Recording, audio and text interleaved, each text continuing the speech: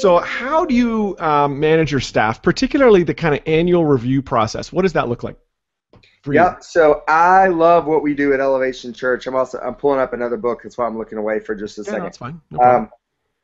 Um, I love our annual review process. So we just got through our mid-year review, but I'll start with our annual review. Basically, what happens at the top of the page, it goes over a few things, and they're either orange, happy face, straight face, I don't know what to call that, Yeah. wah face, and Yeah. then a sad face. Yep. And of those faces, it goes into different areas of what we have to work with to tell if they're engaged in our staff culture. So it has tithing. Are they tithing based on our records? Are they participating in staff fitness challenges? Are they in an e-group? Are they participating in outreach initiatives where we've actually seen them check in? And that's all for conversation purposes only. Nothing else. We just want to see our staff engaging in what's happening in our church. They seem to have buy-in. And what we find is that if a couple of those are on the downside, they may be on their way out or have some real hard issues that we need to have conversations with. Interesting. We don't determine anybody's staff status based on that. It just spurs conversation. Right. Then below that, we'll take a teaching that was profound over the course of the year. So this last year, last fall, we had a teaching by Pastor Craig Rochelle with our staff. And it was 10 ways to kind of really, 10 C's.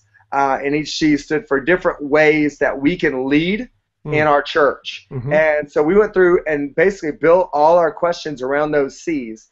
And they had to say, they gave themselves a happy face or a sad face. No in between there. So we're pretty extreme, very clear culture. It's not ranked 1 to 10 and everybody puts a 6 or 7 because that's what would happen. So it's yes or no. I do this well or I don't. And examples why. Your supervisor fills out a separate one with those same questions, says based on those things, and then you reconcile them together in a one-on-one. And you talk about where you don't line up. And it's very, very helpful. During our mid-year review, it's more the same color code thing at the top with the faces, and then 3 questions that out of 5. So there's 5 questions to choose from. 3 questions the supervisor can say, I want to hear more about this. Right. Very cool.